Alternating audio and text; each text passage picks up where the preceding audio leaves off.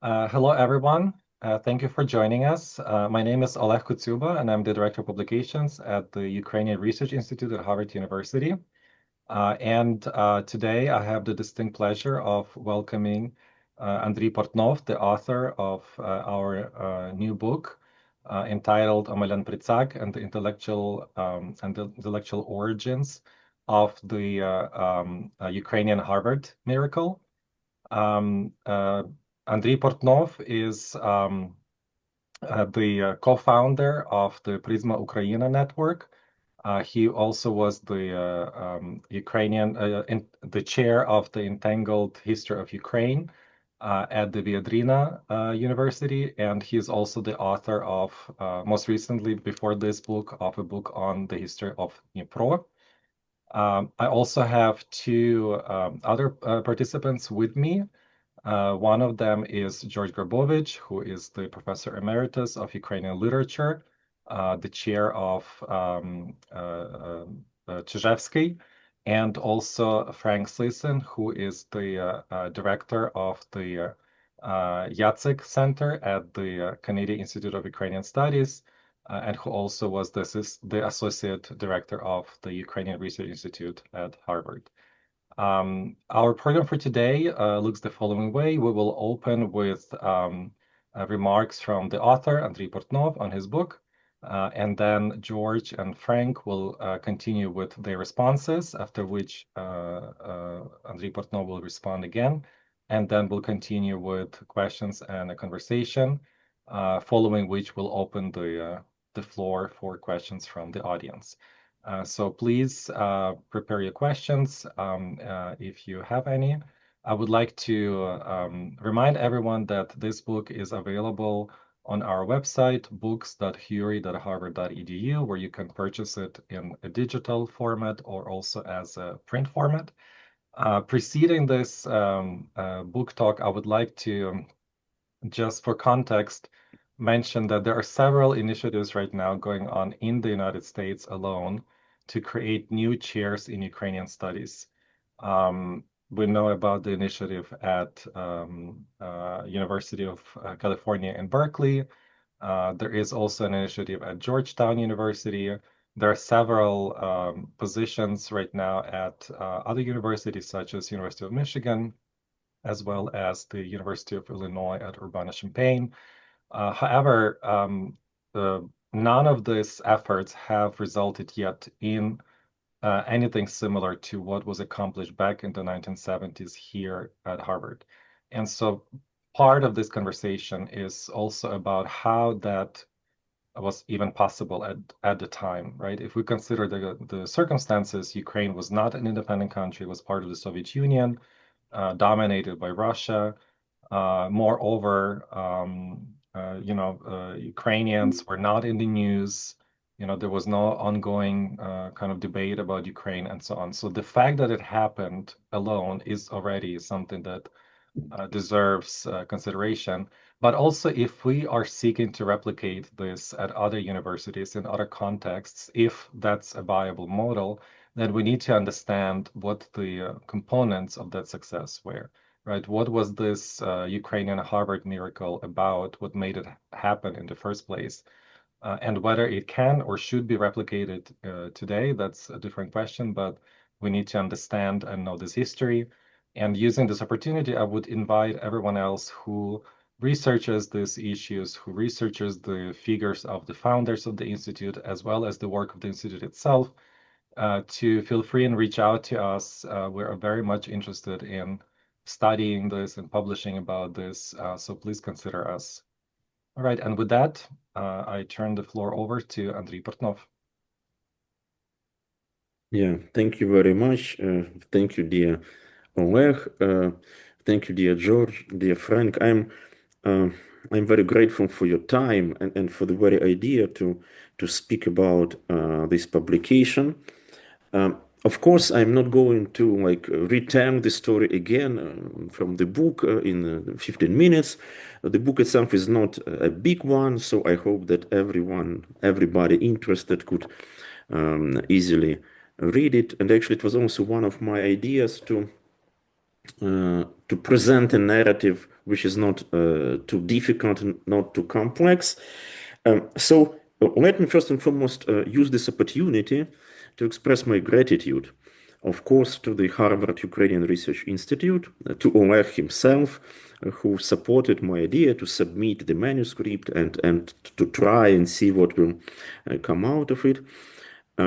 And also to express my gratitude to the research project, which is called European Times in Germany at our Viadrina University, which participated in the publication of the book. And also, last but not least, to thank the center where I am right now, like sitting right now. So that's the Center for Advanced Studies, Sofia, in Bulgaria. So I'm like sending my best greetings and wishes from Sofia.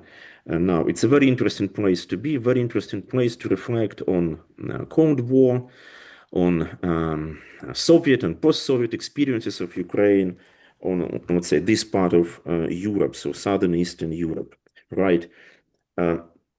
When I decided to try to make a small book out of some articles I've previously published about Pritsak, about Omeljan Josipovich, so frankly speaking, it was an attempt for me myself to grasp this personality. I should maybe mention that unfortunately, unlike our discutants, I've never met Pritsak in person, but we communicated a little bit. We exchanged letters, so he gave me some advices about my work on historiography in interwar Lviv, on people like Vyacheslav Zayikin, Yevgen Zavolinsky, so those persons who were among Pritsak's colleagues and one could say teachers, yeah, in the interwar period. And then actually, I should say that gradually, I've been also thinking, as Oleh put it, how could we nowadays reflect or explain the Harvard miracle? That is why I use this miracle in the title. It was, of course, a quote, a rather famous metaphor, right, of Harvard'skie чудо or Harvard'skie divo, so the Ukrainian Harvard miracle. And I'm, of course, very curious what would George and Frank say about it. In my view, it was, on the one hand, an incredible example of grassroots movement. Yeah, so it was not Pritsak who initiated the very idea of collecting funds for establishing the chair in Ukrainian studies, but this grassroots initiative of Ukrainian students in the US, Ukrainian diaspora, one could say, right? How it was supported and strengthened by the personality of Pritsak, who, and that is, in my view, very important to stress, and I tried to stress it in my book, who at this time was already a very well-established international scholar in Turkology, in Altaic studies, and of course, first and foremost, in the German or German-speaking world. Yeah, so Pritsak came to the US, first not to Harvard, so he was at first for a couple of years in early 1960s at the University of Washington in Seattle, but then since 1964 at Harvard. So he came as a full professor in Germany. He was a full professor at Hamburg University, again in Turkology and anti-studies.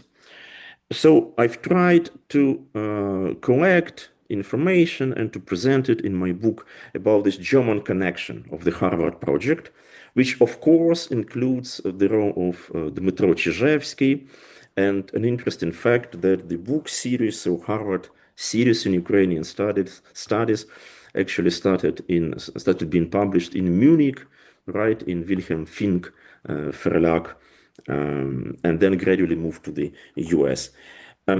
And secondly, also in this connection, I will say also the connection to the explanation of these phenomena, yeah, of the 60s and then 70s, of course, 80s. I would say it's in the importance of the Polish connection in case of Pritsak. Nowadays, we know more about it, also thanks to newly published books, how Polish language was used sometimes as a language of informal discussions at Harvard during the establishment of the chairs and the institute. And I think it's also incredibly interesting to analyze Pritsak's personal story, family story, yeah, a pretty tragic story actually, because he was born during the short time period of the existence of the West Ukrainian People's Republic, Zuner, but then his father died as a prisoner of the Polish government, right? And Pritsak's mother and stepfather, they decided to raise him as a Pole. And I've also tried to show this kind of like identity issue and Pritsak's reflection on the Polish-Ukrainian relations in his personal case and historically speaking. And then also it has a very interesting like next stage, so to say, in the fact that a lot of, I think we could say a lot, not just some. So a lot of Polish scholars from the socialist Poland, from PRL, they were capable to visit Ukrainian Harvard as guest researchers, and it was impossible for Soviet Ukrainian scholars, even though Pritsak tried to invite them to the US. So that was like maybe the most important part of the story for myself. And I should tell you quite frankly, dear colleagues, at the very last moment, when the previous version of my book was already finished, Oleh could confirm that, we had a situation, a very interesting situation, which in my view requires a special attention. And it could be a good topic for further academic event at Harvard or somewhere else. I mean the situation when in Kyiv, yeah, at the State Archive of the Foreign Intelligence Service of Ukraine, a huge number of former KGB documents were declassified. And among others, there was a case of Omeljan Pritsak, huge 3 volumes. And I used those documents and I included them into the book, even though I should tell you, quite frankly, it was my conscious decision not to, let's put it this way, not to build the entire book around those documents, even though it would be possible to write a separate book, let's say, on this source material. But I decided just to include it because it helped us to understand some aspects in Pritsak's biography. For instance, the story that amazed me already as a student many years ago in Dnipro and then Lviv, when I read and also heard from my teacher, Professor Isayevich, about this event when in 1959, yeah, Pritsak, at that time a professor at Hamburg, he visited briefly Soviet Ukraine, so he came from Warsaw to Lviv. He visited his mother in Ternopil. He met Ivan Krypiakevych, and he gave a speech at the Institute for Social Sciences in Lviv.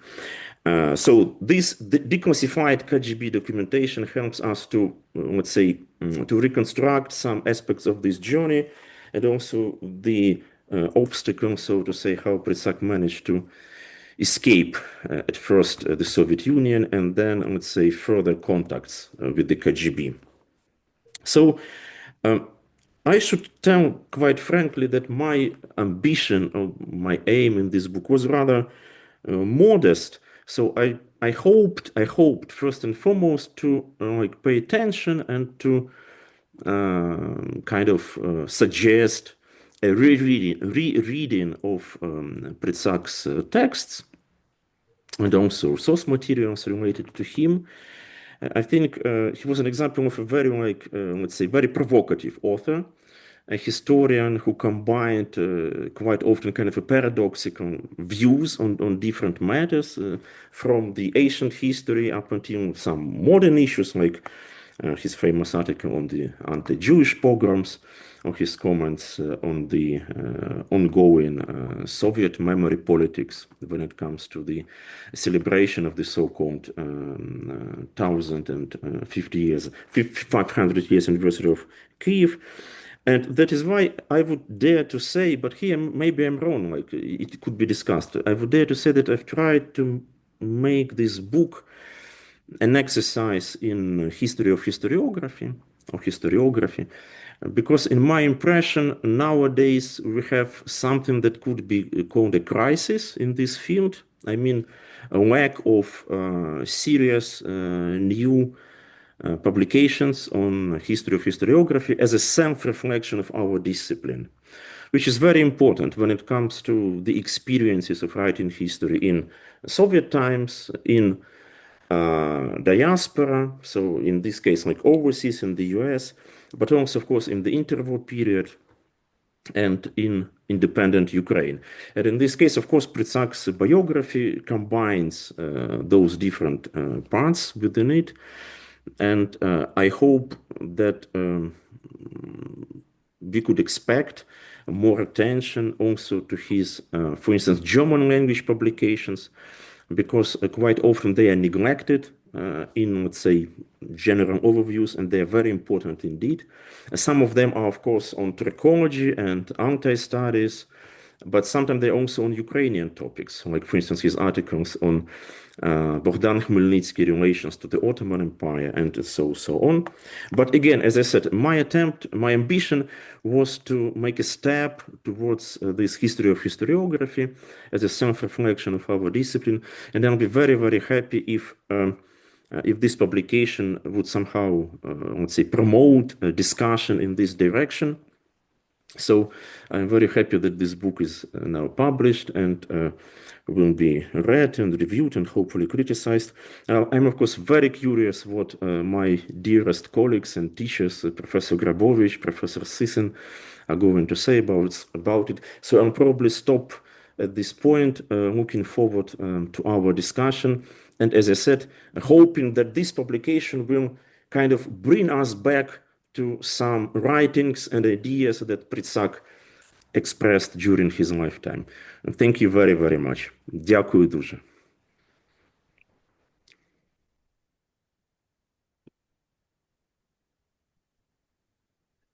Should I go now, Oleh? Thank you, Andrii. And yes, George, please, the floor is yours. All right, thank you. This is a very welcome opportunity, I think, to discuss a major issue, namely not just the Harvard miracle, so-called, but the present status of Ukrainian studies. And I think that this is an opportune moment because we are in the middle of a war that is being waged against Ukraine by Russia. And the issue of Ukrainian studies, as also the issue of Russian studies, have not been resolved in this country, at least. Maybe they have been in other countries. I'd be happy to hear about that. I'd be very curious if in our discussion we could talk about Germany and how it is impacting events there, academic events, I mean. But anyway, I think this is a very welcome opportunity. It's a very Pritsakian opportunity because it deals with institutional memory. It deals with all things that are implied by that, including academic traditions, institution building, the logics and semantics of that, and especially even also the issue of državnitstvo, of state building, with all of which implicitly Omeljan Pritsak was involved in, not only intellectually, but also actively. It's also very much in the Pritsakian mode. If you remember, some of us remember the initial workings of the Ukrainian seminar at HURI after 1973 when it was founded. And I just happened to be a graduate student there then. It's a very concrete step. It's a book presentation. It's a genuine opportunity for a true intellectual academic and not watered down graduate seminar. I mean, a real seminar, the way that they used to be run in Göttingen and at Harvard for a while. Maybe they still are. I don't know, because I mean, I know that at Harvard they have become somewhat different. And I was right there in the middle of it. And the issue that I think is I mean, I'll speak very briefly about the personal component of that. As far as the present book is concerned, on first reading, and I think more readings will be required, this is an excellent book. It's a very important book. It's well researched, it's detailed as much as was possible, given the constrictions of scope. And it has some mind-bogglingly new information. I mean, the fact that Pritsak signed the podpiska with the NKVD, by the way, I think it's important to distinguish between the NKVD and the MGU and the KGB and so on, which of course will come in time. But I mean, the fact that this was done is remarkable.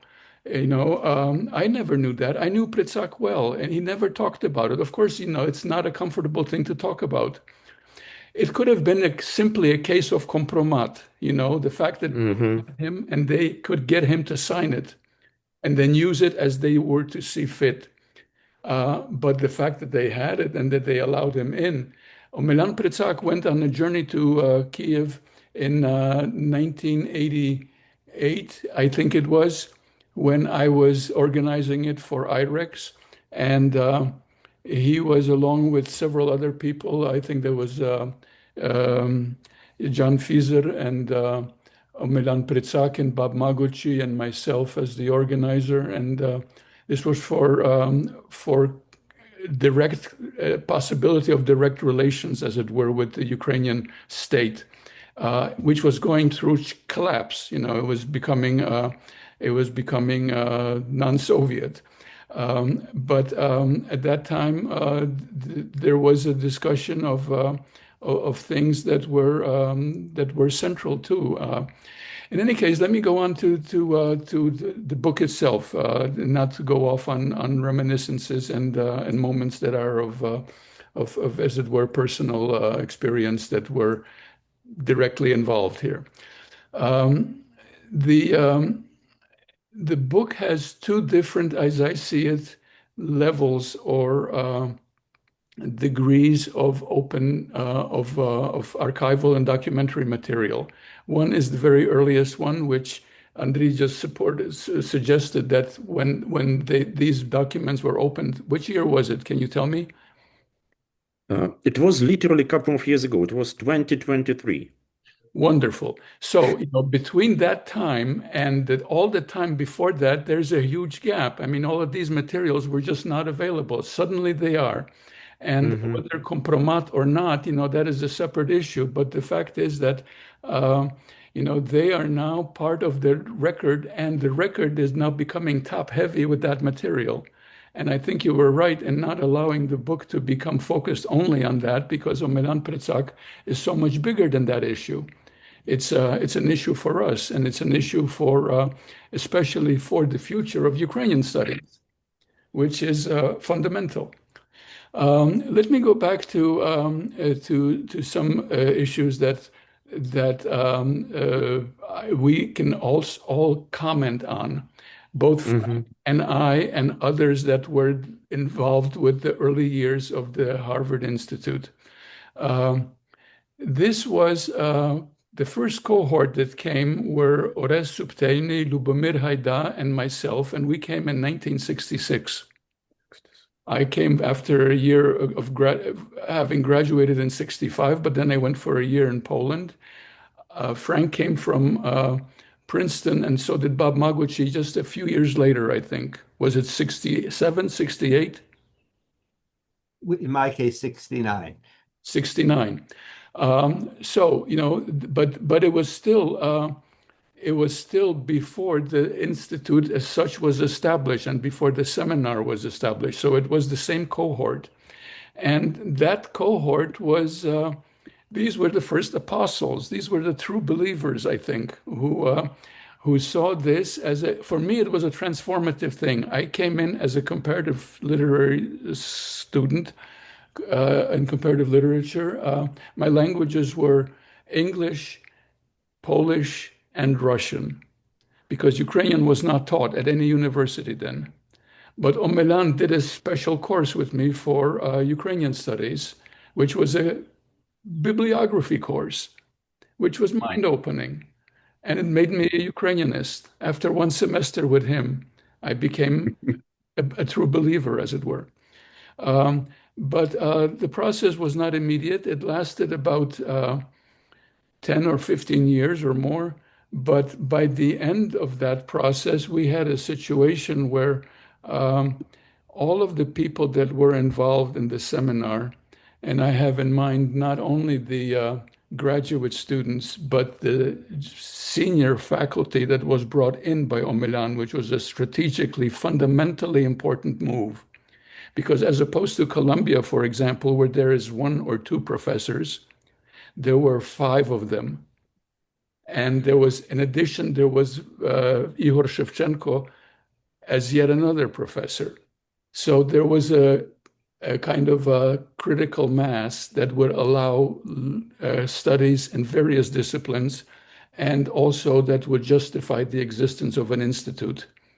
We can all talk about it, but I think that without those components, the possibility of creating these chairs that were just mentioned by Oleh at UC Berkeley, at Georgetown, at Michigan was just formed recently with not bad circumstances, but not totally beholden to the Slavic department, which is unreformed.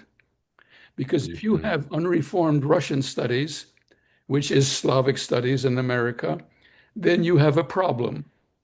And this is something that Omeljan also saw when he, for example, thought that the Ukrainian Research Institute and the Ukrainian program should be in comparative literature. But there were intrinsic scholarly and academic issues involved, and it did not pass. But now it is part of the Slavic department, which is, as I say again, and it is worth repeating, it is unreformed, still unreformed. That is a problem. Anyway, one other thing that I would like to say, I may have already run over my time. So let me just say that that there was a very important sort of component in Omeljan's thinking about the scholarly method or the scholarly goals of the Institute and its agenda, is that he saw this. I will end with this because this is a fundamental strategic, as it were, issue. I will not speak about the fact that he was my intellectual father and that I became a Ukrainianist because of him. That is self-understood, and I've already written about it. But let me just mention this moment about the key issues. One is that for him, the historiographic formula was an openness to the world, to worldwide intellectual scholarship. This was a sine qua non, and the Ukrainian component came along with it. It was not subordinate to it, but it came with it. And then he used his entire intellectual experience from Lviv and the Soviet Union as short as it was, because his study with Nathaniel Krimsky was actually very short, and we don't really know much of the content, but certainly in Germany, and then at Harvard. And he always welcomed, and I think this is very important for Ukrainian studies now at this present moment, the international and, if you will, universal scholarly perspective. That is the one thing. The other thing is even more important because it directly goes to the problem encountered at Harvard.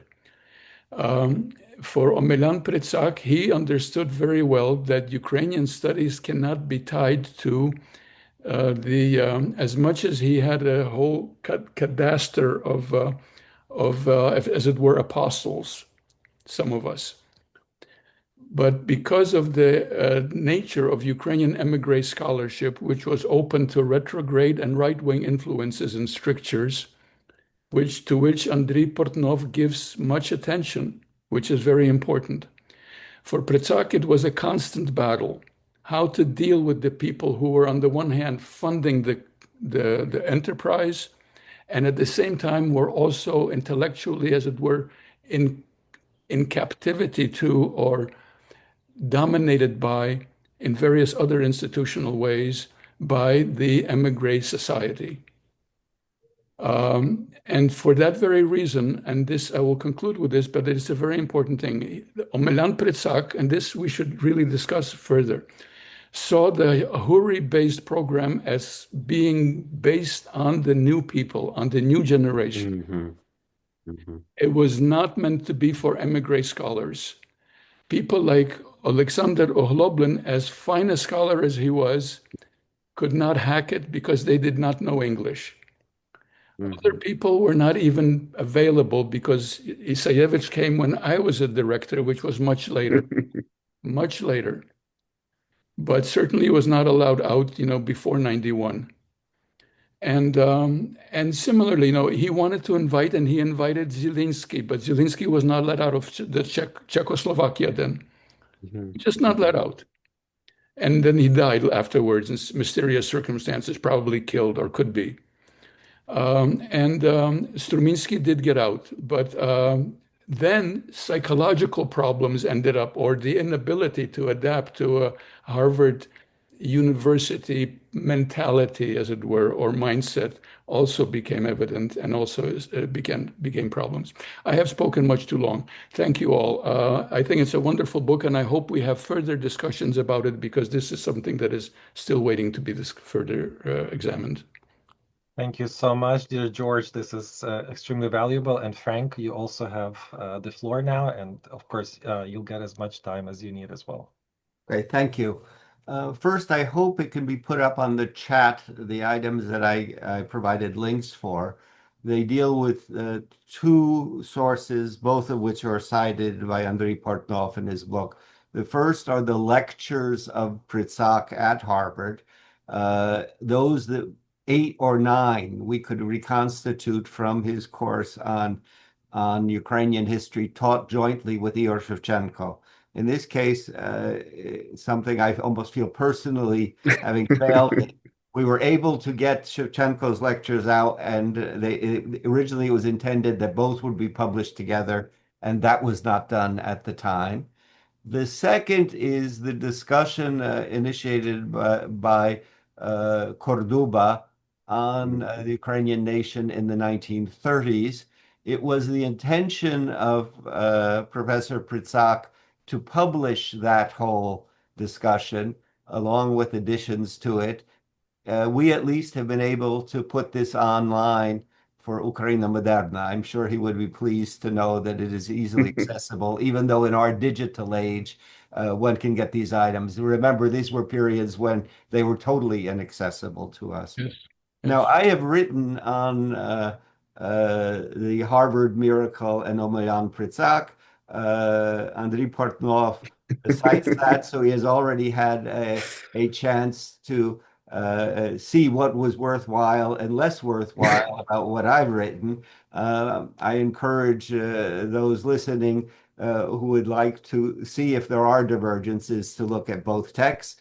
But primarily, we're dealing with the important book that came out. And I second the great progress that has been made by studying of new sources, by accumulating of materials, and sometimes distance is good to have not been there and to study something.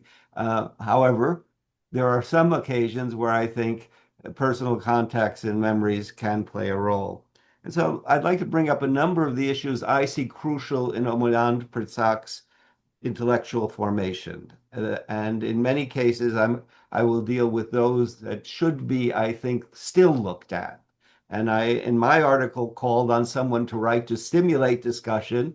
In a way, Andrii has followed what I had asked to be done, and I hope he will think that it should continue in various ways. So the first for Pritsak is the issue of identity. It's an issue he frequently wrote about, and he wrote differently about this at times. A number of the biograms about him differ of those who spoke about it. And to me, this issue of assuming Ukrainian identity continues to be important to understand his later work. And sometimes, although he was a great historian, his facts do not fully coincide with what we know now. He had always assumed his mother belonged to the Shlachta from Luka. And in fact, now it turns out with Filonyuk's research, we know that that tradition really came on his father's side. But it was extremely important to someone like Pritsak and his interest in both elites and classes of society. we have the rather mysterious decision of his stepfather and mother. He also says that his stepfather fought for the Ukrainian cause.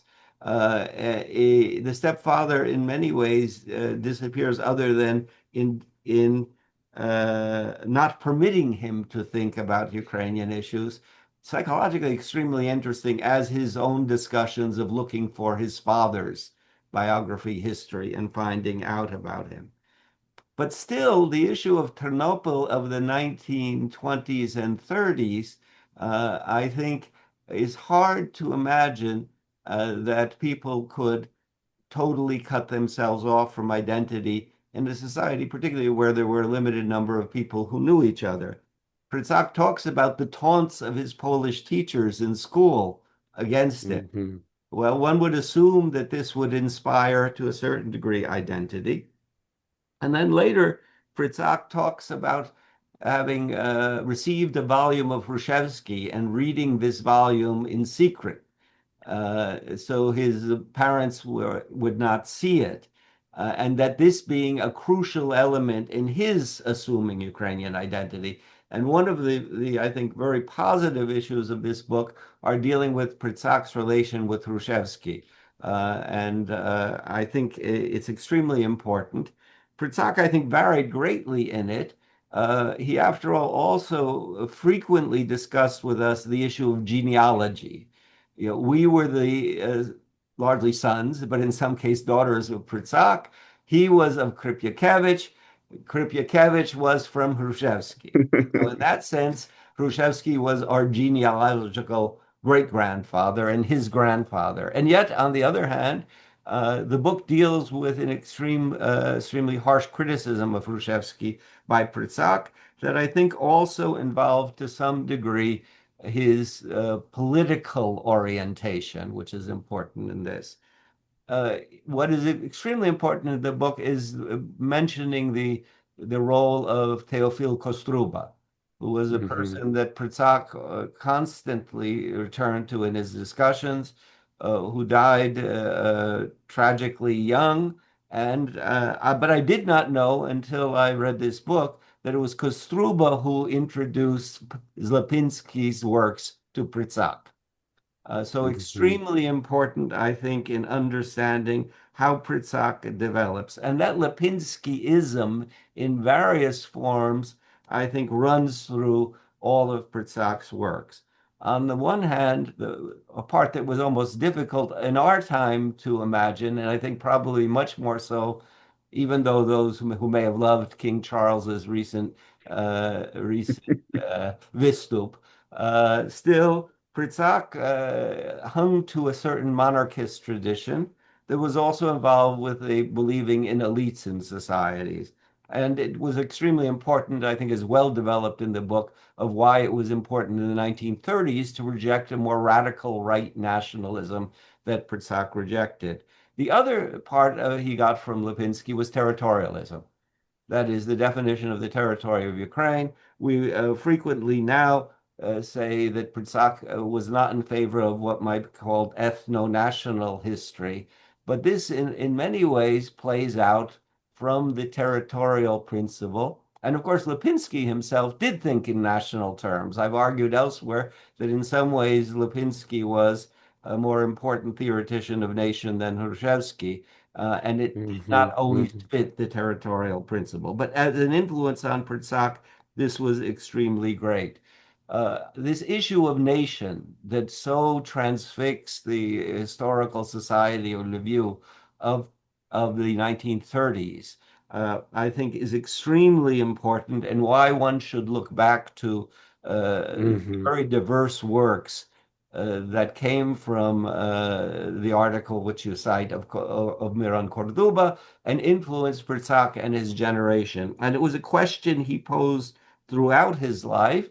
What I think is extremely useful is the attention to the 1943 article or discussion that was unknown to us in written form, but I assure you frequently repeated to us through many years. And it was only when this gets published in 2008, 2009, I could pick it up and say, Pritsak was formed already in 1943. Almost every single part of that article was part of his thought later. And then this issue of intellectual development, to what degree German education played a role, to what degree North America influences him, can, I think, be better placed now than it could before. And I think your book, situates that, I think, really quite well. The other part of the book I found very interesting and developed was the discussion of the Ihor tale. It also revolves around the issue of Jakobson, I think crucial to it, and especially important to us now more knowledgeable, for example, of the relationship of Shevylov and Jakobson. And we are trying to place Jakobson. We know the Jakobson of 1934 was willing to advocate the Stalinist deformation of the Ukrainian language. And yet Jakobson plays a major role in bringing Pritsak. And it's certainly the Ihor tale that I think is the clue, the crucial element. Pritsak and Ukrainian studies became more acceptable to Jakobson because of Pritsak's stance on the Ihor tale.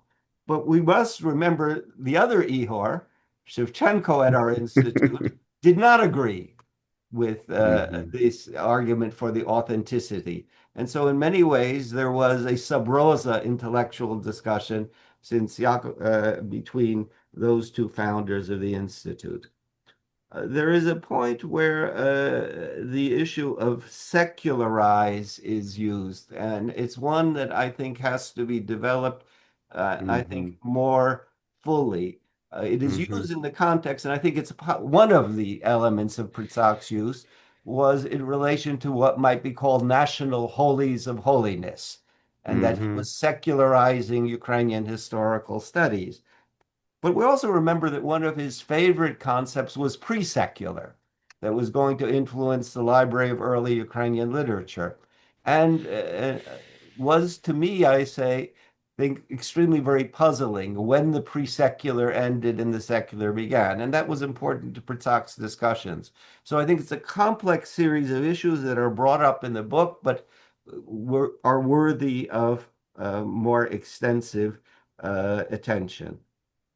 Now, as to Pritsak and politics, other than the Lipinskyism, I found when I picked up the booklet on Чому катедра Українознавства and read the essays, how political Pritsak was in them. And in a certain way, they are extremely interesting to me for the arguments of the place of scholarship. In my interest of Mikhailo Zubritsky and Ivan Frankov's discussion, have already dealt with what two scholars writing at the beginning of the 20th century thought of this. But I think with Pritsak, who was also involved now in assisting the fundraising, he was able to deal with them in two different ways. He was arguing for a kind of pure scholarship, and yet on the other hand, he ensures that people are involved in a great political action, and also argues that 1917 would have been impossible had it not been for the scholarship of the 20 years before it. And so if the North American community, which he frequently pointed out, was as numerous as Iceland, would engage in this act, the Harvard Act would bring in Ukrainian independence. Now, and it is expressed more directly than I remembered it. So I think it's good why we always go back to these sources, and these pieces are extremely important for it. There are two other political issues I think that need to be researched more. You mentioned in it the letter of the 35 professors who are calling for contacts with Soviet Ukraine. And I would say there were rumors throughout the time of the 60s and 70s by some from Ukraine who viewed Pritsak's 59 trip as some indication that he was somehow involved with the Soviets. So there was this as an extra to legitimately or not, but it was at least something discussed. puzzling to me why he's not a signatory of it. And if there is any kind of archival source on it, that would be extremely interesting. And then in his attitude towards more contemporary history, I think we must remember that when George and I arrive at Harvard, there is no such field as Soviet history. It doesn't exist. The Richard Pipes ended the generals in 1917. If you were in the history department, you go to political science if you want to know what happened later. So this was common to question, at least in the Soviet field, whether there was a Soviet history. It would develop later. Pritsak, in a certain way, wanted to avoid questions, and sometimes for reasons of what he viewed. It was not only his predilection for studying the earlier period, but it also involved what relations would be. Where he saw access to archives is extremely important. And where I really see it of tremendous significance is the Holodomor issue. It wasn't the Holodomor then, it was the Great Famine. When Harvard picks up this issue, first proposed coming from the community, then I think with a certain reluctance of Pritsak in the initial phase of it, then followed by the threats from the Soviet UN mission about what this would mean for Harvard, and ultimately his decision and that of Ihor Shevchenko to go on and studying this. I think it shows the degree to which Harvard was changing and forming at that period of time. He did become involved in it, but I don't think he was, this would have been something he would have highly prioritized. In time may have changed on it. I would love very much if I could say I can remember exactly what Pritsak said and exactly what Shevchenko said, and really I should have had a tape recorder when they were talking about it. But at least my memory, and here maybe George has other memories or can bring up other material, was that Pritsak was the reluctant one, Shevchenko more willing to get involved in it. Here I also, and I will finish with this, biography does not decide everything. But of course, the fact that Shevchenko came from a family that had fled what became Soviet Ukraine, is in Warsaw in the 1930s, where the Petlura emigration is transfixed by what's going on in the famine, may explain why I think they had different views. But here, I don't know.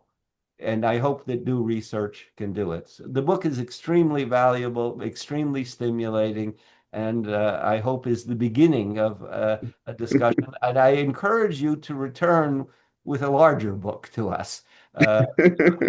Don't exclude this as a done product. So thank you.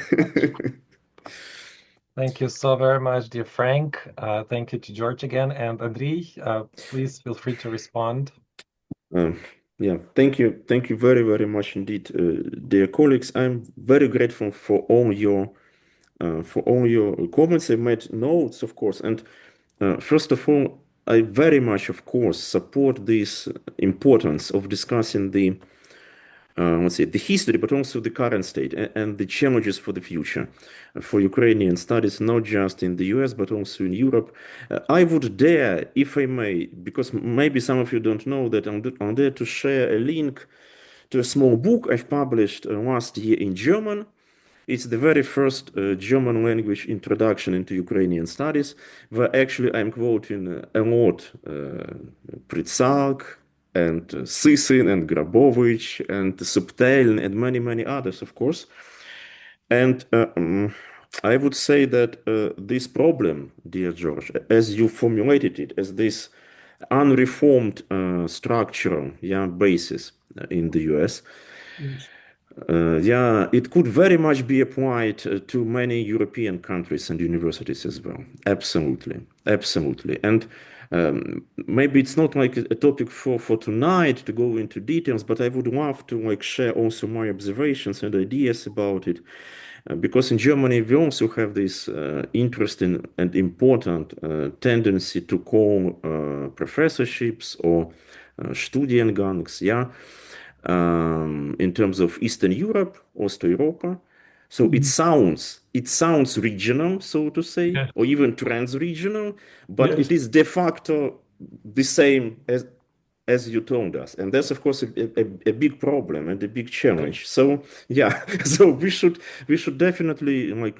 in a more serious way, reflect on it, and maybe again come back to Pritsak's understanding that it should be done properly. I very much agree, and actually I tried maybe not to stress it too much, but to make it clear in my text the relevance and the importance of державництво, Lipinski, Kotsyuba, all of it for Pritsak's thinking. I believe it's really crucial. The problem, again, for instance, if we go back to the German debates about Ukraine also nowadays, there is very little, almost no knowledge about Lipinski. And for me, it was one of the like real challenges, for instance, how to explain Lipinski in this German language book, because it's a very difficult task. As Čyževs'kyi, for instance, himself said that Lipinski is a very original thinker, but this originality is not easy to be grasped and presented for, let's say, German or other audience. So I think it's also one of the challenges for all of us.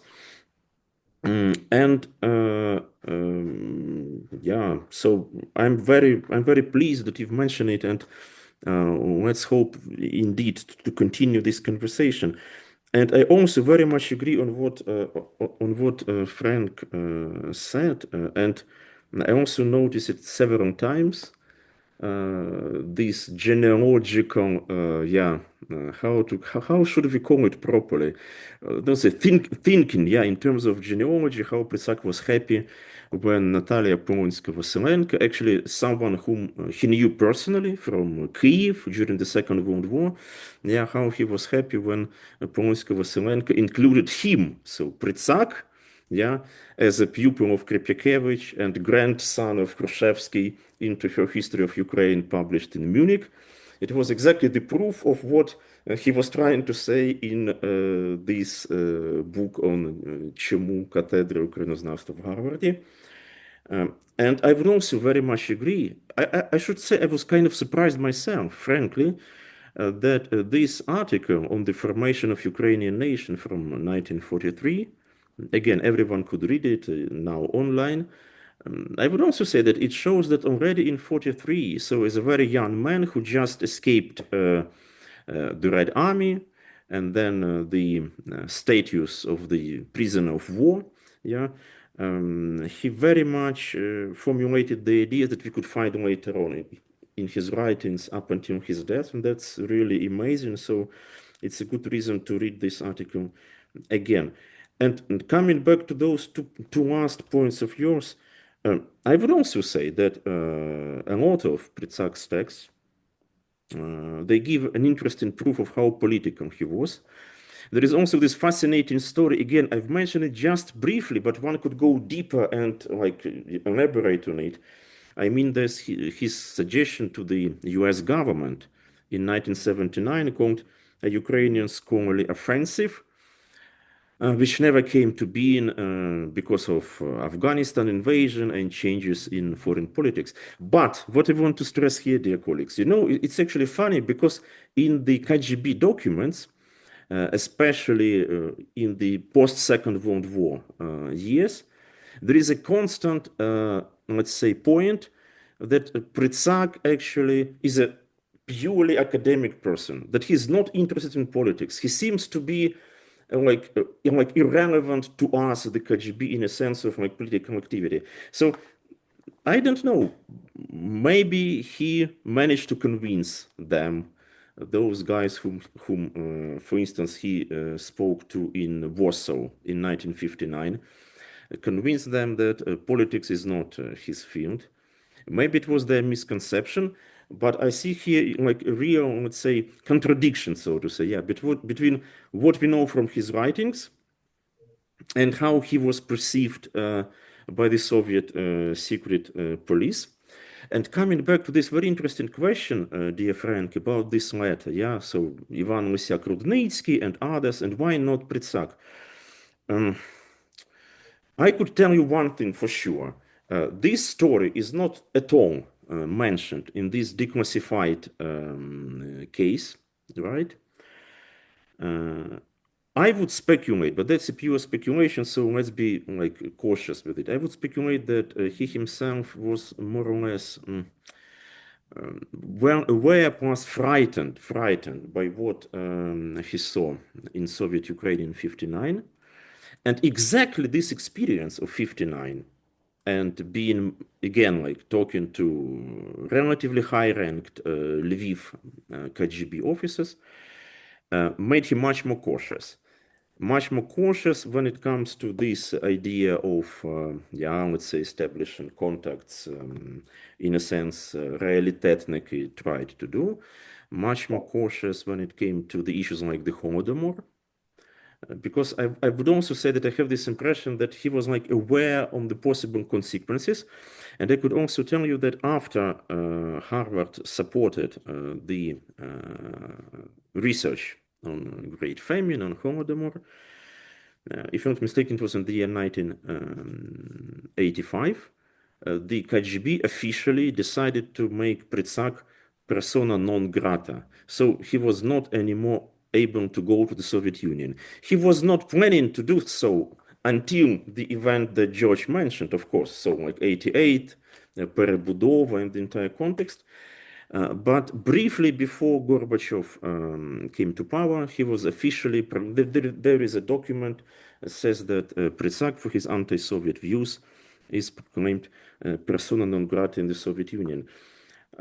So I really hope, very much hope, that all these like issues that will be researched further. Also, the Jakobson story, which is fascinating indeed, especially comparing to Shevelov's, let's say, experience. And that is why, as I said, I do hope that this small book will kind of initiate maybe or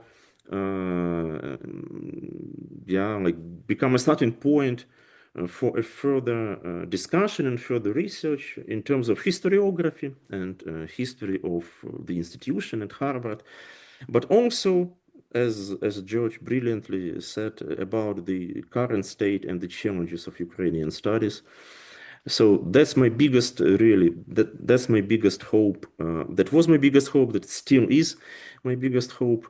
And I hope also that we'll find like new questions and new approaches to that. And then believe me, I've made a list of your comments, and if at some point I'll come back to this issue, maybe working on the Ukrainian language version of the book, I'll include them into it. Also your recollections of the stories raised. So thank you very much indeed. Thank you. Thank you, Andrii. And if George or Frank would like to make a part of comments, please feel free to do so. Yes, I have a very brief comment on two matters. One is the so-called sponsorship of Omeljan Pritsak to Harvard by Roman Jakobson. I think that is highly problematic. I'm just not certain of it, and I know that in the book, Andrii mentions it as probable or possible, but you know, it's the fact is that Omeljan did very much believe or said that he believed in the end, you know, and wrote about it as authentic text. But one of his closest students ended up being major questioner of that, and that is Edward Kennan, Ned Kennan, you know, in his you know, still published while Omeljan was alive, and he never prevented it from being published. You know, sort of full-blown demontage of the Igor tale as a 13th century document. And the Zimyn that you quote is also a case in point. The other point that I want to raise is the issue of the Holodomor. Of course, this is a very important one. And, you know, there was a counterbalance, because on the one hand, there was a bluff, a bogus affair that Kiev wanted to impose, and that is the 1500th anniversary of Kiev. And on the other, there was only the 50 years of the Holodomor.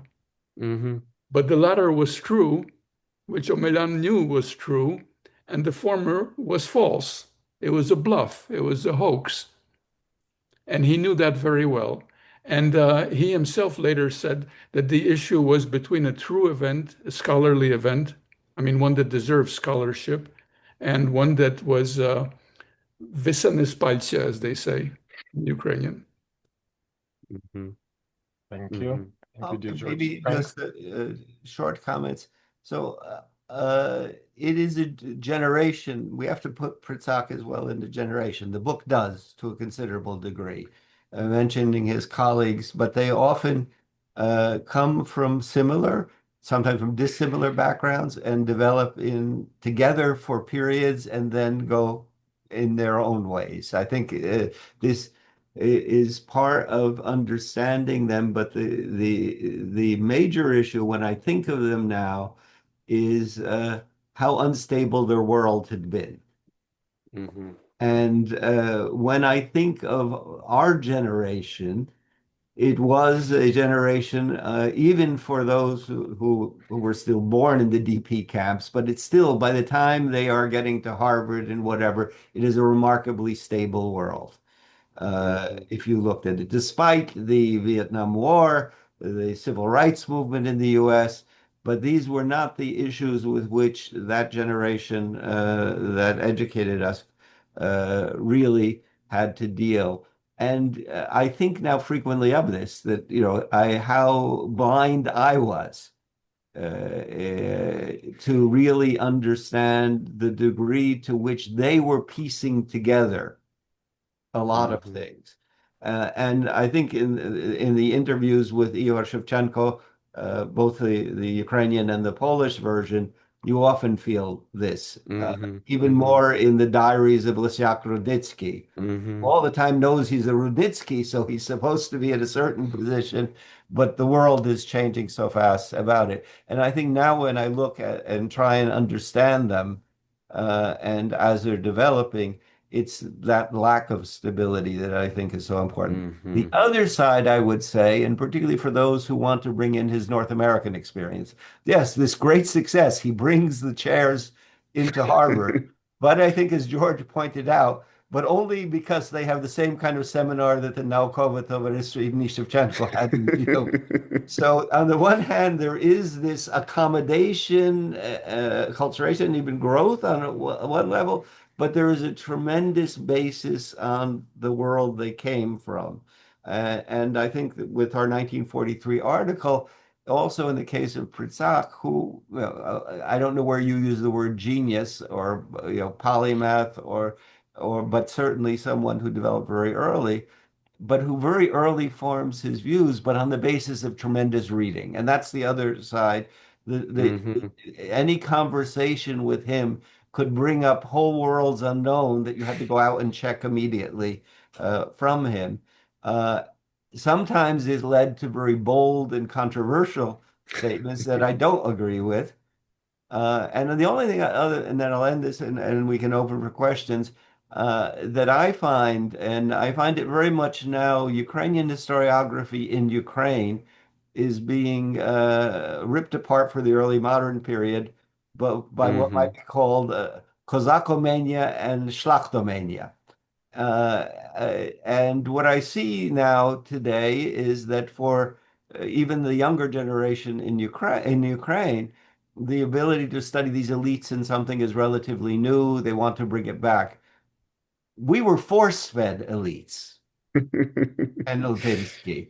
And rather, I found in my own development, I started working on, after all, the Shlachta, Adam Kisil, I was under the influence of Lipinski and became increasingly, in time, dissatisfied with it. So I did the proper thing. You know, if I was the son of Pritsak, I was revolting against his ideas in some way. Thank you. Thank you so much, dear Frank. A question. So we're opening the floor to questions. So please, everyone who is participating in this webinar, please ask your questions using the Q&A feature. We already have a couple there, which I will turn to in a bit.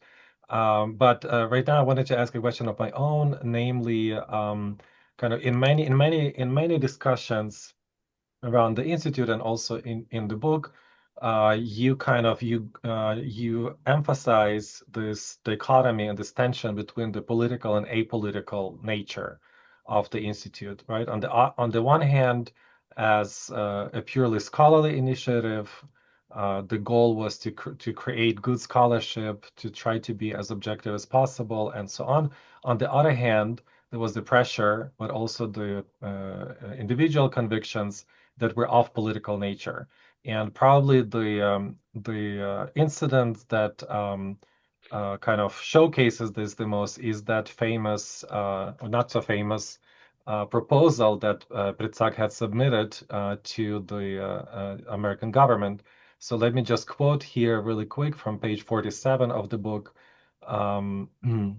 So the Soviet Secret Service did not know that the political nature, quote unquote, of the Harvard Ukrainian Research Institute did not prevent Pritsak from writing a preliminary proposal for a Ukrainian scholarly offensive, which he sent to the American government in 1979. This document postulated the key role of the Ukrainian question in the possible internal weakening of the communist regime in the USSR, a weakening that would not require direct political involvement of the government, but would become part of a policy of the so-called peaceful engagement. And then to achieve the ultimate goal of a long-term strengthening of Ukrainian consciousness in the USSR, Pritsak proposed to announce international competitions for popular books on Ukraine, establish research fellowships for Ukrainianists and centers for Ukrainian studies around the world with the help of former visiting professors at HURI, hold annual academic conferences, establish the International Association for Ukrainian Studies, and arrange for Western books on Eastern European topics to be sent to leading libraries in the USSR. And then to implement all of that, he requested $20 million in startup capital and $6 to $7 million in annual subsidies. Could you comment more on both this dichotomy of political, apolitical, but also on this particular proposal that Pritsak had submitted to the American government? I could add very briefly, yeah. That's an amazing document, actually, and some points made there sounds incredibly up to date now, so to say. Really, indeed, even though we have a very different situation, of course, in independent Ukraine and the ongoing war and so on. I would say that Pritsak expressed more or less the same idea, maybe not so directly, but still expressed in this very famous response article in Slavic Review, yeah, when he and John Reshetar responded to Mysyak Rudnitsky about the role of Ukraine in modern history. And actually, for me, it was also like amazing that in this text, in the very, very end, Pritsak says that the very fact that in the Soviet Union we have tens of millions of people who identify themselves as Ukrainians. We have Ukrainian Soviet Socialist Republic defined as a quasi-nation state, of course deprived of like real power, but still have some forms of nation statehood, that all this could at some moment become a great precondition for the dissolution of the Soviet Union.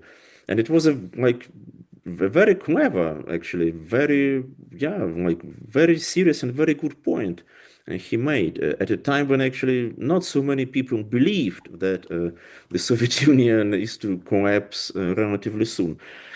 And yeah, so for me, frankly speaking, for me, I do not think that we should really, we nowadays, yeah, that we should think about all these matters in such a kind of like clear dichotomy or position, even if Pritsak himself or other people would play with those notions of being apolitical or like being, let's say, not taking part in current discussions and so on. What is also interesting for me, actually, it's very interesting for me, when we read, let's say, his text also on like old Rus history, yeah, for instance, Pritsak's attitude to archaeology, yeah, when he says, it's also kind of a political statement, if I may say so, when he says, archaeology is not important, is not interesting for me.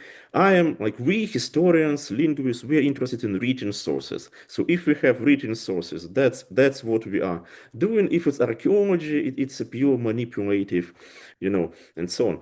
That's just one example of his bold and highly controversial points, as Frank mentioned.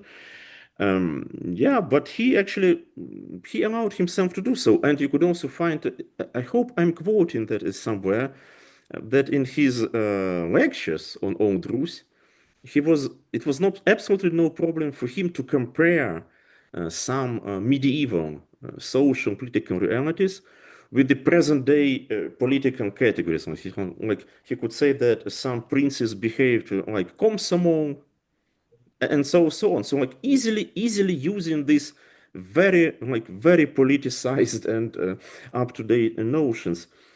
At the same time, I would say that, of course, actually, it's not just Pritsak, it's the problem of all of us. Yeah, so we live in our time, we participate in ongoing debates, we also vote, whatsoever. But I would still say that some idea of academic research and being as objective as possible, as Čyževs'kyi and then many others said, it is still relevant. And it's still relevant, for instance, it was relevant for me when I tried my best to write this book, to write a book which is not, how to put it, which strives not to idealize Omeljan Josipovich, even though I have a great sympathy to him and to his writings, to his style, to his attitude to academic research. But still, I've tried my best not to idealize him and not to, let's say, not to pretend, that some problematic issues are non-existent. And I believe that all of us, doing our own research on all possible topics, we should still somehow try our best, at least to reflect on political and other possible implications of what we are saying. And then hopefully it could bring us a bit further in understanding the past, but also understanding the present and the future. Thank you. Would George or Frank like to comment as well, or? Yes, I would like to comment on one moment. After that rejection from the US government for that supposedly humongous plan of 28 million or something like that, Omeljan Pritsak asked me to, and I have some documentation for that, to repeat that same proposal to the Japanese. Now, at that time, it struck me as bizarre. But in retrospect, it was just very aggressive and goal-directed thinking that made a lot of sense from our perspective today. With billions of dollars spent a day on the Iran war, this doesn't seem like all that much. And what was at stake was a whole country, which actually had the potential of becoming a country, except for the fact that for the longest time, until 2014, it was Soviet. The entire, or most of the post-Soviet period was Soviet. Well, you know that. I mean, and we know it now, but only the war brought it to our attention. So, I mean, everything has changed, and I think that everything you said about that is highly important. And I second Frank's idea about doing more work on this, because Pritsak is a central figure here, because he's both a scholar and a visionary. And I think that was conveyed to all of us who became, as it were, his two T's or apostles, if you will. Frank? Yeah, what I would add is we also have to think that the late 1960s are not the late 1970s, and put it in the context not only of Ukraine, but how the diaspora, but as well how scholars are responding to it. We all had great hopes. We had Isayevich's book on the brotherhoods, and read this book, and we had Recenzia, our journal that was going to review all of these publications and then there are none. 1972 comes. It takes a while for this to really impact fully, but it meant the level of hope left by the late 1970s is very minimal. The other thing I will add is, at least for the next generation, one of the issues that was faced with this context is, would we be allowed to work in the Soviet Union? So Orest Subtelny could not, Zenin Kohut could not, I was not permitted. And what was forming, I think the first hopes were that there would be a way, and if some people are able to work. It also explains the I think intensity of the Polish relationship. For me personally, but not only, had it not been possible to work in Poland, I couldn't have written a thesis. I couldn't have written things later on these topics, and that the Soviets could hold over us on these ways. So yes, in that sense, Pritsak may have been developing and changing. But even with the Japanese thought, after all, he's just going back to Pilsudski and others' attempts. It's an old tradition. And remember, the Japanese paid attention to Zelenny Klin and put out dictionaries. So Pritsak was not so far away from at least the Japanese understanding the national thing. One other I'll just pass on as an urban legend, if it's not somewhere else. And probably Lubomir Haida, if George doesn't remember, might remember this. They got Pritsak to Harvard by Richard Fry showing a map of the Soviet Union and putting Yakutia on it and saying, this man knows that language, right? Yes. No mention of how many Yakuts, but from the beginning, he could see that political game mattered. Yes. If I may, I think that one thing that should be remembered is that the project at Harvard, the Ukrainian project at Harvard, became possible also because of individuals like Franklin Ford, who were absolutely in awe of Omeljan Pritsak as a scholar and as a linguist and as a knowledgeable person about fields that they almost knew nothing about. The same was true for Henry Rossovsky. These were two deans of the faculty who were literally in awe of Omeljan Pritsak. I saw it in personal discourse, in personal relationships. And one of the reasons that that the project was approved in under President, this was Pusey, yes? Nathan Pusey. The project for the Ukrainian Studies Fund to collect money for Harvard. Yes. And they collected something like 6 million or more, or 8. There is still problems with that because not everything was paid out in the same way that and that, by the way, is a very important issue about how endowed funds work at Harvard and any American institution. But it was approved because of the Cold War. It was still the Cold War period. And it was seen as a potential sort of into, after 1991, there were all kinds of attempts at folding back the Harvard overextension, or so it was put. And I find that to be the larger issue, that I mentioned, let me just say it out loud, is that as Omeljan Pritsak believed the university when it said that this is forever, that the cafedra is forever. It is not forever.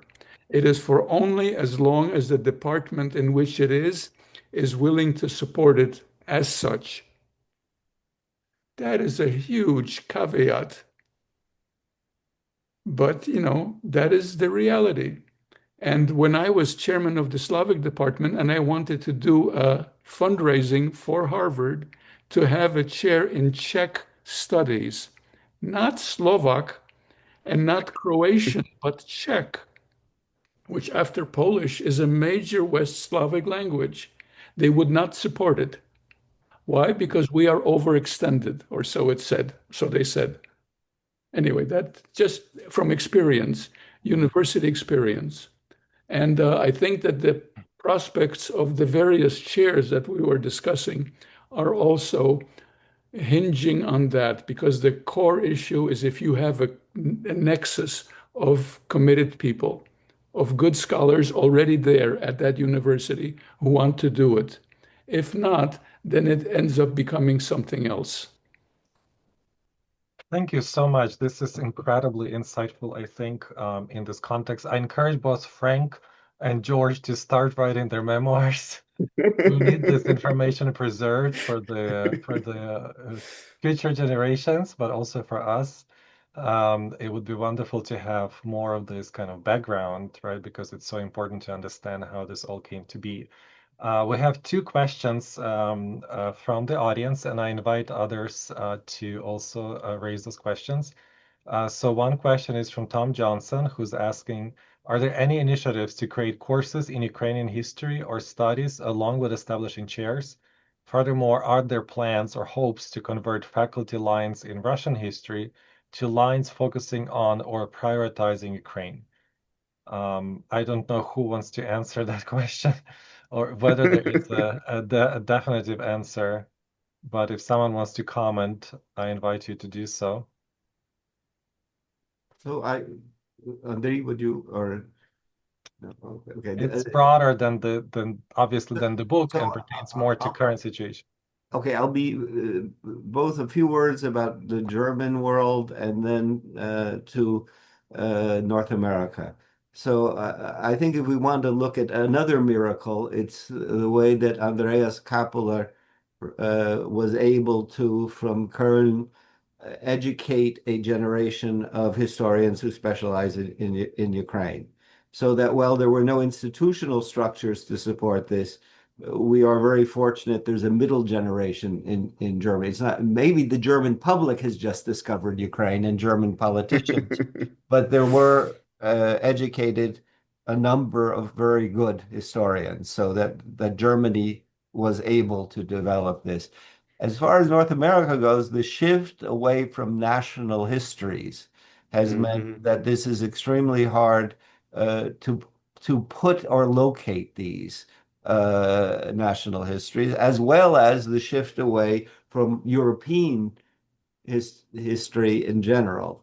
And are there attempts? I think we will debate at many sessions the degree to which the realization of what the Russian Empire constituted, what kind of formation it was, what groups were part of it, develops slowly, but develops. Some would argue that it has not been a linear development, that there was more awareness in the 1950s than there was by the time we hit the 1980s, and then had to come in other formats. And so I don't know of any major attempt now to create a historical center out of those that exist. At the moment, the chair in Ukrainian history at Toronto, its fate or the candidate is being decided, so that we have another chair that is endowed at the University of Toronto, but also an influx, as I think is generally known, from Yale to Toronto, which has meant it. The final thing on the development of the field, it's very positive that there are these initiatives in Slavic in the US.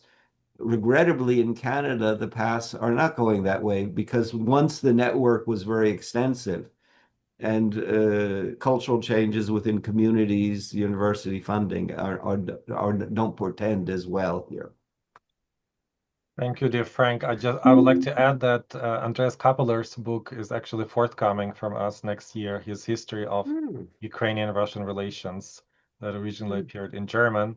And probably worth mentioning also that the context of academia itself and then humanities within the academia has also changed when compared to the 1960s and 70s, right? So the kind of the prestige of education, higher education, the kind of anti-elitist movement that has put universities under pressure, but also the universities' own handling of certain issues, both of ethical nature and otherwise, and turning more into corporations rather than places of education has contributed to that. Yes. And so the question probably today is much broader than just establishing another center. George, did you want to comment on that, or? No, I think that you know, this is a subject for future discussion, and I think that, you know, we are at a turning point of Ukrainian studies, which is intrinsically also connected to, alas, or be it as it may, to Russian studies, because most Slavic departments in the world, at least in the Western world, or maybe in the world in general, are now Russianist, largely. Yes. And of course, the question is whether or not the energy should be spent trying to convert them into kind of Ukrainianists or part Ukrainianists, or maybe that could be detrimental to the field of Ukrainian studies to begin with. Well, you know, universities as reality also, as a reality principle, respond to the real political situation. If Ukraine survives, as I'm sure it will be a different situation in Europe. And matters of NATO and so on will seem secondary to the reality on the ground. Yes. And of course, the role that Ukraine itself is going to play in this process, so, an actor that was not on the scene before. And so we have some notable initiatives there right now, so such as the Global Coalition for Ukrainian Studies that was initiated by the Ukrainian Institute in Kyiv and is championed by the First Lady of Ukraine. While it hasn't resulted in the creation of new chairs or centers, it has drawn attention to the field itself. And hopefully, if coupled with enough investment, perhaps that could lead to more expansion. Okay, let me go to the next question. This one is from Yaroslav Zhuravlev, who's asking, thank you very much, Professor Portnov, for this important book. And thank you for the discussion. I have a question. While serving as director of the Harvard Ukrainian Research Institute, did Omeljan Pritsak engage with topics related to the Holocaust or more broadly Ukrainian-Jewish relations? For example, did he organize conferences, invite Jewish scholars, or promote research in this area? Or was this not really part of his agenda? So a very short answer could be yes, of course. Yes, of course. It is also mentioned in my book, briefly, but it is mentioned.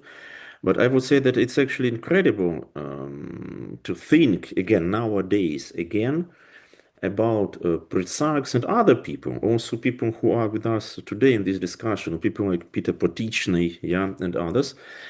I mean, in establishing not just Ukrainian Jewish, but also Ukrainian Polish and Ukrainian Russian dialogue in the US and Canada, in the immigration, but still. And those 3 volumes, they are very impressive indeed. And I should tell you, I'm giving from time to time my students also nowadays some text from those volumes. Like, for instance, George Grabowicz article on Polish-Ukrainian literary relations from this Poland-Ukraine book, or some texts from the Jewish-Ukrainian book. And actually, I highly recommend, of course, dear Yaroslav and all of us to reread this volume on Jewish-Ukrainian relations, because it has this part which I like the most, actually, in Harvard publications. Of course, there is discussion part, so when you have comments, the protocol, so to say, of the sessions, and from this discussion, you could immediately feel how Pritsak, how should we say it, insisted on continuing and making this very difficult at the moment, so Jewish-Ukrainian dialogue deeper, and how he once even said that I most kindly ask, I'm quoting from my head, I most kindly ask our Jewish participants to be patient with our Ukrainian participants, even if they say something that sounds maybe like, too provocative or too unacceptable. So I think for understanding of Pritsak as an organizer of institutions, yeah, it is very important to keep in mind his involvement in dialogue, in like bringing together different perspectives. And as it was said tonight already, like the openness to the world, so like making Ukrainian studies legitimate in a sense that there is like, how to put it, like that they could provide this open dialogue with the Jewish scholarship, with the Polish scholarship, with the Russian scholarship, and so on. So I would dare to say, it's not in the book, it came to my mind now, but I would say that one could describe Pritsak among many other like metaphors as a person of dialogue. And also his relations to Jerzy Giedroyc, people like that. It's very much, yeah. So absolutely, dear Yaroslav, and you'll find something about it in the book itself. I'd like to add to that. Please. So if you look at the seminar in Ukrainian studies, here I'll correct George just because I'm a historian. 1970, it was in fact formed in. The booklets that were put out with that, the most striking thing is the number of Polish scholars. The second is the number of Israeli scholars who came to Harvard at this point. And now, if I would look at it, why did this occur? Not least because Jewish studies was a very different field at that point. Harvard did not do, it had a Russianist from for the Russian Empire, it didn't always have a Germanist in history, but the Ukrainian Institute was open to all kinds of themes from these borderlands, or what had been the former Pale of settlement. That, I think, is another explanation. But I think crucial to it was the friendship between Shmuel Ettinger, Professor Ettinger, and Professor Pritsak. And that was the big bridge. Initially, the contacts were with Polish Jewish scholars from Israel, who tended to be culturally more attuned to things Ukrainian. But the breakthrough was for that conference, first conference, was because of the friendship of Pritsak and Ettinger. Yes, and also to add to this, that there was of course also the cooperation with the Center for Jewish Studies that resulted in the publication in 1990 of the Lord's Jews, Magna Jewish Relations in the Polish-Lithuanian Commonwealth during the 18th century by M.J. Rossman, and most recently forthcoming this summer is Alexander Kulik's a study. It's called Jews in Old Rus, a documentary history. I invite you to explore those as well. We're out of time, unfortunately. I think this was a very interesting conversation, and hopefully the first in a series of such conversations. I would like to read, before we conclude, a comment from Yulia Bedenko, who says, "Dear all, I have no questions, but would like to send my warmest greetings from Kharkiv, Ukraine. I was lucky to join HURI in 2025-26, so you are making a great input in development of the Ukrainian studies and in boosting Ukrainian scholars. Even having numerous missiles and drone attacks during the day, I still keep that impulse to work and teach inside due to HURI." For me, this is probably the highest possible acknowledgement of the work that we do, and that it matters, that it makes a difference. Maybe not to everyone, but hopefully to enough people to continue doing this. I invite everyone to follow us on the website. It's books.huri.edu. You can get a digital or a print copy of Andrii Portnov's book, as well as of many of our recent books. I would like to invite you to our next events. Next week, we have two events. One is a lecture by Tatiana Ostrauskaya entitled Culture and Resistance, Why is it Time for a New History of Soviet Dissent? That will be on May 5th, 12 p.m. Eastern Daylight Saving Time. And on May 6th, also next week, we have the online book launch of Furious Harvests, a collection of poetry by Alex Auerbach, translated by Oksana Maksimchuk and Max Rosuchinsky. This will be May 6th at 2 p.m. Eastern Daylight Saving Time. Please continue supporting Ukraine. Please continue studying Ukrainian topics, reading Ukrainian books. And I think that we all have an interesting future ahead of us, one that Ukraine will be an active part of. Thank you to George, thank you to Frank, and of course, thank you to Andrii for writing this book. I hope as well that the book will grow in size and scope, and we'll be happy to publish a second edition, much expanded. I would like to also point out that Andrii currently is writing another book for us, which is part of this kind of mini series of intellectual history, which is a similar book on Dmytro Čyževskyj, another very important scholar for Ukrainian studies. And hopefully there will be farther down the line. So I invite you to follow our publications as well as Andrii's work. Thank you. Thank you very much. Thank you, everyone.